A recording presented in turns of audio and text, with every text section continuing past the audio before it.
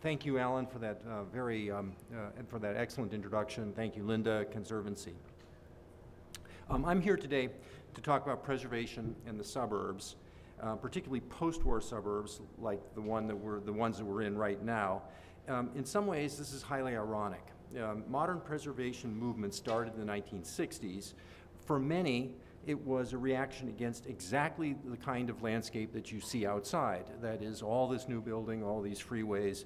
A lot of people reacted against that, and they wanted to look back at the more traditional.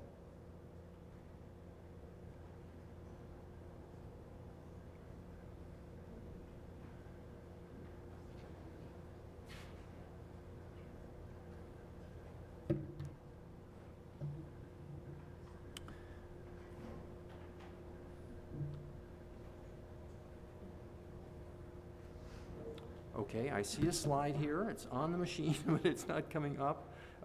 Anyway, the slide you're missing is a slide of Levittown taken from the air. And Levittown was, at least for the East Coast folks, the very model of what this new suburbia was. It was unprecedented in scale, and it was a whole new kind of city.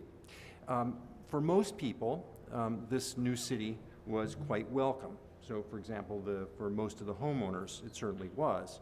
But for one class of individuals, and many of these were academics, architects, planners, mostly living in old city centers in the American Northeast, this suburban explosion was a disaster, economically, politically, socially, aesthetically. They increasingly used this term sprawl as a blanket term to characterize everything they disliked about this new suburban landscape. One of the people who did most to popularize it was William H. White.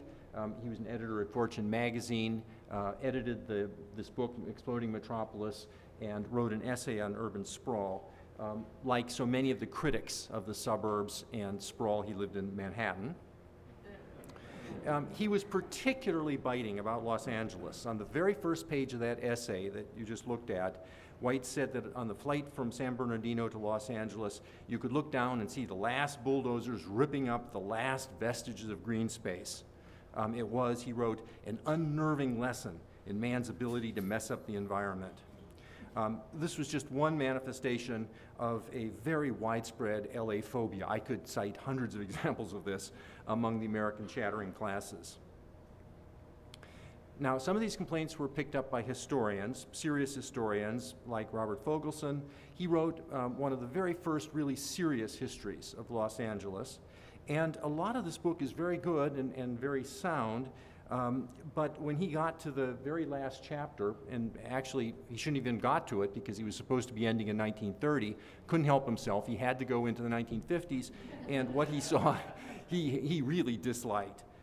He said that the citizens of LA, because they were trying to avoid being like the old cities of the East, had rejected diversity, had rejected civic engagement, had rejected public transportation and urban planning, and created what he called a fragmented metropolis.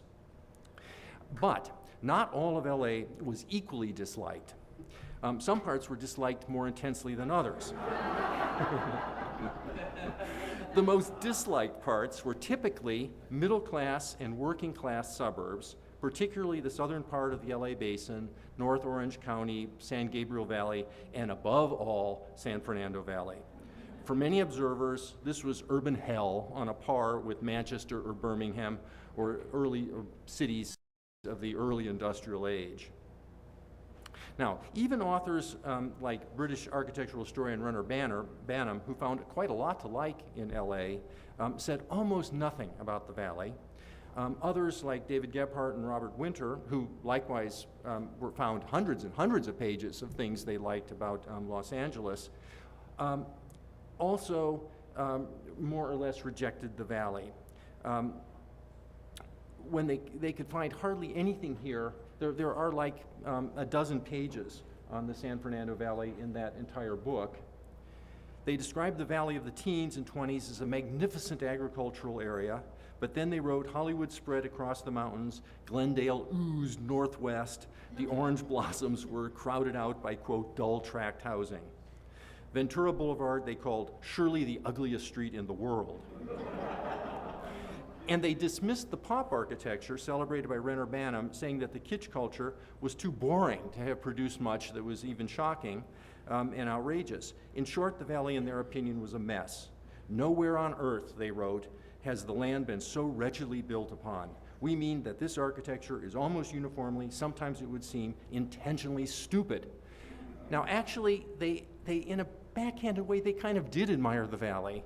And you find out by looking at the actual entries that it wasn't quite as negative as that seemed, but it was the accepted wisdom of the time among that kind of, that class of person, even though they were among the most Catholic observers of anywhere in America. Now, why such a negative reaction to LA and the Valley in particular? Now, one reason is that in LA in general and San Fernando Valley in particular have been long thought of as the poster child for sprawl, which is usually characterized as low density, auto-dependent settlement without any overall planning. But this hardly applies to LA. The LA region was always spread out, and that was possible because of the Pacific Electric lines. It was spread out long before the automobile arrived. But it was never really low density. Lot sizes here were always smaller than in the east. LA area never had densities like those in Manhattan, but most of the LA area is a good deal denser than the corresponding parts of suburban New York. In fact, LA is one of the few urban areas in the world that has been getting denser since World War II rather than less dense. And there are only about a dozen of those in the world, and they're almost all in the American South and West. It's become so dense, in fact, 30% denser than after World War II, that it is now the densest urban region in North America. And interestingly enough, as all the old cities have, these are all urban areas, meaning everything that's the city and the surrounding suburbs, and all the urban areas in the world outside the United States, without exception, are declining very dramatically in density. LA is fast converging with these older, denser cities. LA does not have anywhere near the highest car ownership rates or most freeway lanes per capita. In fact, it has one of the lowest number of freeway lane miles per capita of any big city in the country, and that's because it stopped building these freeways more or less back in the 1970s, while the population and density were much lower, and it never created the additional capacity since. So congestion is bad in LA not because it's spread out and low density, but exactly because it has become so high in density without the roads to handle it. And it certainly was not unplanned. And I think Greg Heiss, in this very admirable book, has done more than anyone in showing that there was a great deal of planning in the LA region. In fact, there was much more planning here than there was in any of the older cities in the American East. Greg here devotes a chapter to Panorama City, which, like Lakewood, was one of the biggest master-planned American communities. Now, I suspect a more potent reason for the negative reactions to Los Angeles were symbolic and aesthetic and class-bound. It seemed to defy traditional urban patterns. Most medieval cities, for example, had a clear center, usually clustered around the palace and cathedral, and a clear edge. And it had to have that because the only way to get around for most people was walking, and you needed the wall for defensible purposes. Now, the clear focus was on the center, which was an indication of where power lay. And this power radiated from the cathedral or the palace in the medieval era. This kind of urbanism has clearly had a great deal of attraction to authoritarian regimes throughout history. But even in democratic societies, architects and planners and other reformers have often preferred a clear visual order, a clear visual diagram, and a hierarchy. Of course, this means that some places are inherently more accessible and desirable than others. And tradition has continued to this day within a lot of the reform community in architecture and planning. It underpins much of the work of the new urbanists, for example. Here's a new town outside St. Louis, designed by Duany and Platter-Zyberg. Actually, quite a nice place, but it has as its central idea that it's got a very distinct center and it's got a very distinct edge to it. But there was always another tradition, and this was the tradition of Thomas Jefferson. He wanted a land-owning citizenry that wasn't dependent on the church or state. This vision was greatly enhanced by the easy availability of land, all surveyed and laid out in this enormous national grid. Now, this is the tradition in which Frank Lloyd Wright made his Broadacre City. There was no inherent hierarchy here. Individuals freely interacted using this grid. And that vision of Frank Lloyd Wright, even though not consciously, is more or less what we've come to have. It's what you see in many cities. They were cities that were laid out in the era of public transportation. Like, for example, Chicago used that grid. It became the logical place to put the transit lines. Once the transit lines were in place, you had the commercial and then the high-density apartment buildings. And then behind that expensive land, you had the single-family houses in the residential neighborhoods. Now, this was reinforced by zoning in the 19-teens and 1920s. The car came along and made some changes, new shopping centers, for example, but basically the pattern remained. It has not fundamentally altered. Now, a final reason for the animus against Los Angeles and suburbia is definitely class-bound aesthetics. The scorn of the aesthetes is rarely directed against upper middle class suburbia. You hardly ever hear that Beverly Hills or Pasadena are sprawl. It's reserved for places like Van Nuys, the archetypical suburb of the valley. Now, how to think about preservation in a highly non-hierarchical place like San Fernando Valley? This is actually a difficult issue. Is our system of preservation adequate or appropriate for this kind of landscape? Now, it's important to remember that much of the earliest preservation was based on the same hierarchical ideas as the urban design. The first things to be saved, all the way back to the 19th century, were the churches, palaces, and properties of the wealthiest and most powerful. Particularly here in the US, there was also a big emphasis on patriotism, origins, antiquarianism, the first settler's house, the first schoolhouse. More recently, architecture has in many ways supplanted history as the chief component of preservation, and we often think of preservation as kind of an outdoor museum of the greatest hits of architecture, particularly the most prominent architects. Even more recently, we've started to pay attention to the architecture of the Strip, and this is probably much more advanced here than anywhere else in the country. All of these things are fine. It's good that they're being noticed, but let's ask this about the Valley. What was really significant about the Valley in American history and in world history? Well, undeniably, what was really important historically was the great suburbanization of the post-war years at a pace and on a scale that was unprecedented in urban history. In fact, you could argue that this was one of the greatest triumphs of American civilization. The great American middle class and working class was getting what once only the wealthiest and most powerful members of society could have: their own house and their own land, their own transportation in vast tracts exactly like this one. But how much of that heritage is reflected in our landmarks and preservation process and celebrated by preservation agencies and organizations? Well, to date, not much. Now let's take the area that we're in, immediate area that we're in. I'm taking this map from the Survey LA. What it shows is what has been designated so far as city monuments or designations on the National Register. As I count it, there are 5 city monuments and 3 National Register designations in this very large area. So we're talking about a system that deals with only a tiny fraction of the built environment. There are some historic districts that have been designated in the Valley, but they are hardly representative of the great suburban boom of the post-war years. In fact, you could say these represent an elite taste which was not necessarily shared by most of the public then or now. And what about places like this? I'm taking this because it's completely typical of the valley, an absolutely average set of tract houses in Van Nuys, near the center of Van Nuys. Do they count for nothing in our accounting of what is worth celebrating and preserving?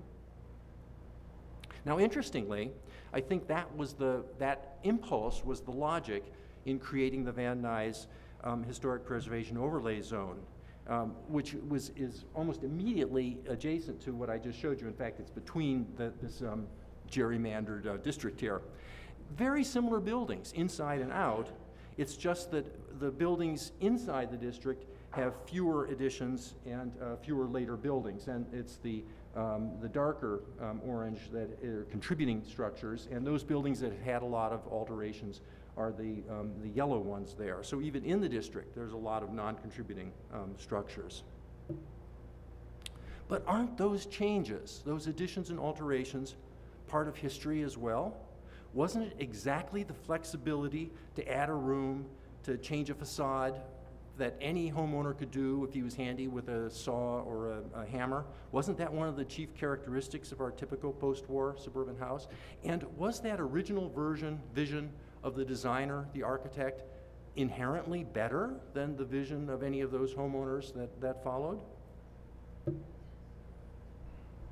Yes, okay.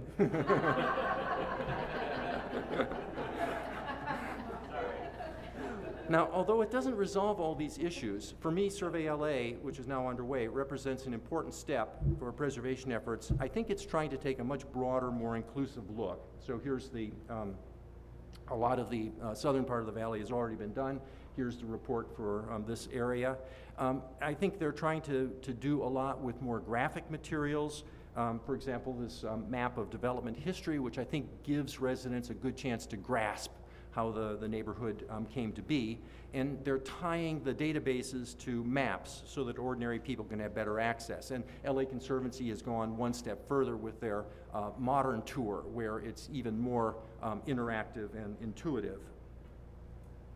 Now, I'm particularly interested by the section on Survey LA that allows residents to comment and nominate their own things that ought to be preserved. Now, this technique, I think, raises a whole lot of suggestions about how it might be possible to create a more participatory preservation policy in the future. And now there's a growing literature on the typical rather than the atypical. For example, here's a big initiative in Chicago trying to get the history of and to celebrate the bungalow.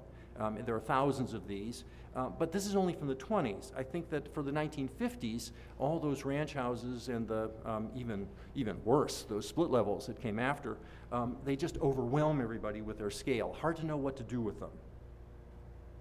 But there's some excellent work on this as well.